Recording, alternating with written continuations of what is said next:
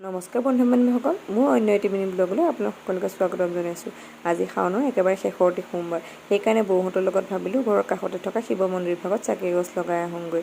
হিয়া মই দুয়োজনী ওলাই গ'লোঁ আৰু গৈ ধুনীয়াকৈ মন্দিৰ ভাগত চাকি এগছ লগালোঁ আৰু তাৰ পৰা ওলাই আহি দেখিলে তাই টিলিঙাটো দেখি তাই কি ফূৰ্তি।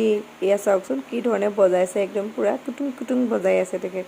আৰু এটা কথা, আমাৰ হিয়াই লাহে লাহে খোজকাঢ়িবলৈ শিকিছে।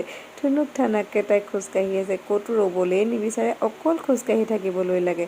ভালদৰে খোজকাঢ়িব পৰাই নাই। আৰু আজি মাক জীয়েক দুয়োজনী একে ৰঙৰ কাপোৰ পিন্ধিছোঁ, ভাবিছোঁ চবেই তেনেধৰণে পিন্ধে, আমিও পিন্ধি চাওঁচোন।